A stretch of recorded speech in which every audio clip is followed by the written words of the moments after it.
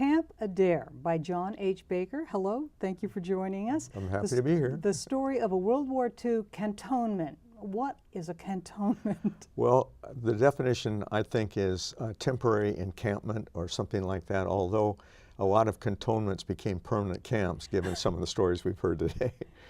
Well, Camp Adair sort of sprang up during the war. I just love your story, how you paint a picture of how this wonderful rural area near Corvallis, 65,000 acres, overnight became the second biggest city in Oregon. Yeah. Actually, the site was chosen 6 months before Pearl Harbor, which surprises a lot of people because Roosevelt and America were getting ready for a war, as others have said, that most of us knew was coming. I was 5 years old at the time in 1939, but my parents knew that. They could see it in the newsreels and that sort of thing. Well, out of out of nothing came something, and you wrote a book about it. What on earth caused you to write it? I was driving home from Portland, and I was going by Philomath, and there's a nice Benton County Museum there, and there was on the reader board it said Camp Adair exhibit, and my dad had been on the construction crew of Camp Adair, and so we knew about Camp Adair. And then during the war we had driven by it, and we saw the bayonet practicing, and we saw the Army trucks and the trains bringing materials there. And so I went in to see the exhibit, and the curator, Judy Juntunen, said, well, I see you're interested in this. What's your connection? She asked the kind of questions you're asking. And I said, well, my dad worked there. And she said, well, do you do any writing? Because there's no book, really a definitive book about Camp Adair. There are a lot of materials and things. And I said, yeah, I've done some publishing and that sort of thing. And she said, well, we've got a lot of materials here. And I didn't even realize there were pictures around and things like that. I was really naive about it.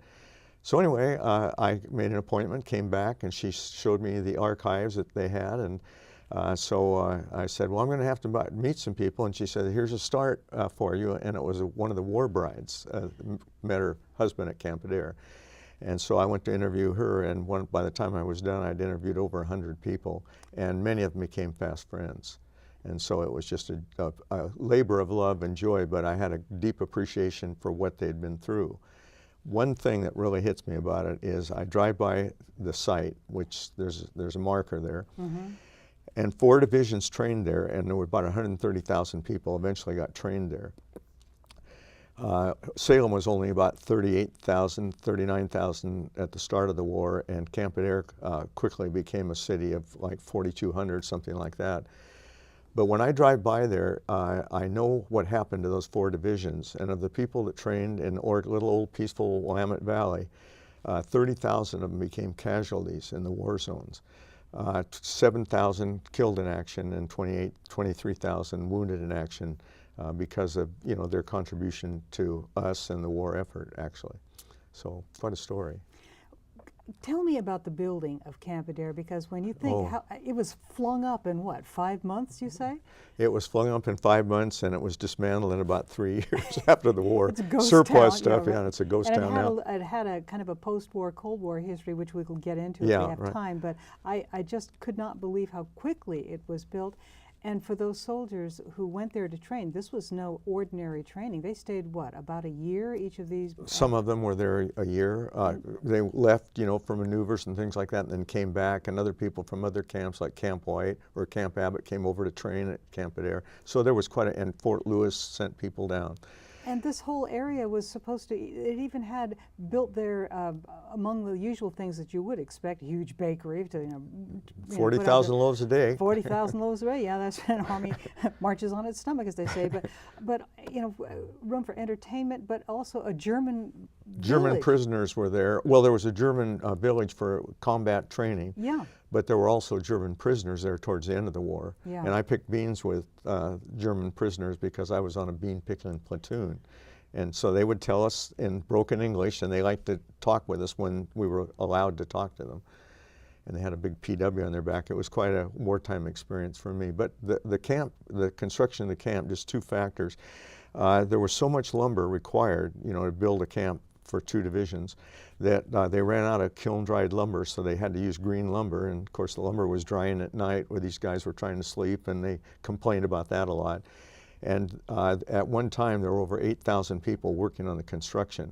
Day and night. There was no construction company, one construction company that big, so eventually 4 construction companies were working together to build it.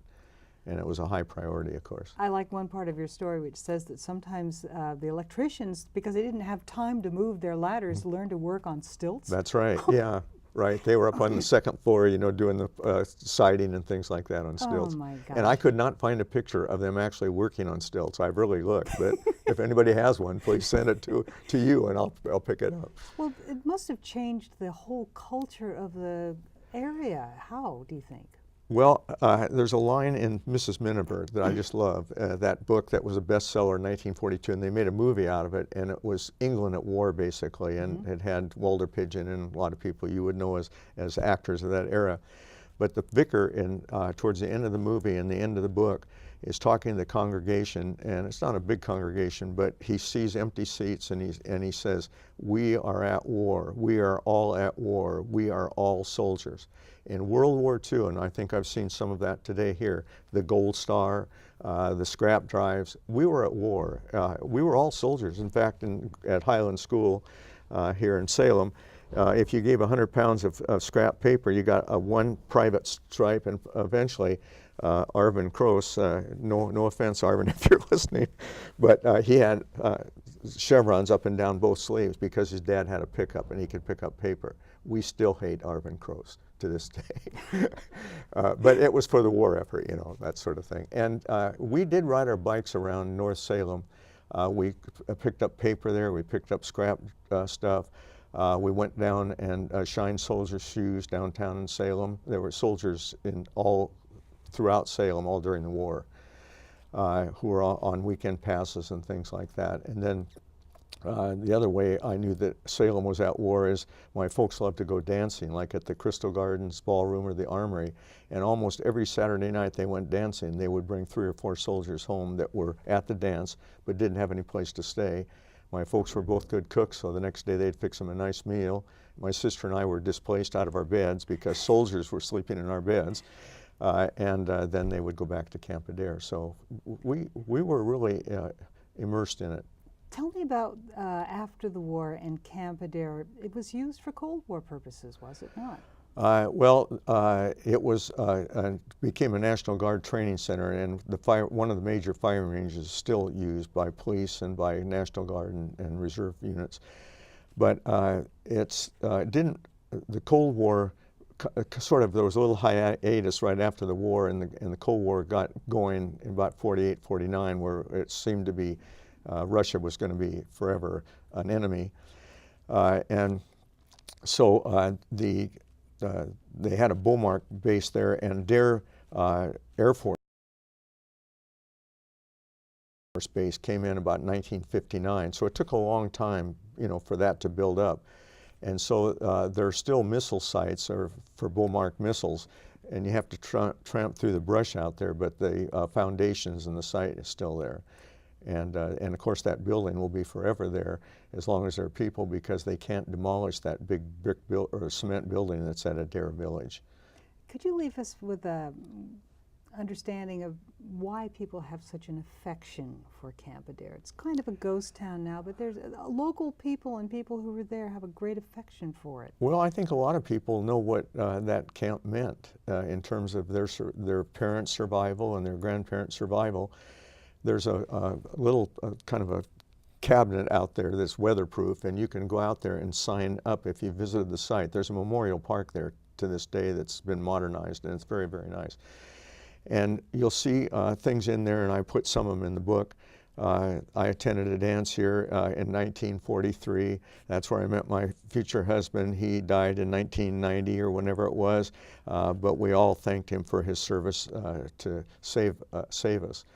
And as I drive by, it's a hallowed site because I know what happened there, and a lot of other people do. And I run into people all the time that say, oh yeah, my dad was there, or my aunt was a hostess there, or whatever. And so it continues. And then there seems to be a lasting fascination about World War II, even with all the pain of it. And I think some of that fascination comes from people in a world that's very complex, and it's hard to get all the data about any decisions that are being made and why are they being made. World War II, everybody knew what the goal was. And you know, the pacifism actually, I don't think it was ever eliminated, but it disappeared from the job at hand within the time Pearl Harbor was being attacked. The minute Pearl Harbor was attacked, the whole world changed. And in fact, in England, Winston Churchill said when Pearl Harbor was attacked, "We are saved." That was his line. He knew that America was going to be a great ally. Camp Adair, the story of a World War II cantonment. Perfect. Thank you. Where 4 divisions trained and help us and our allies win the war.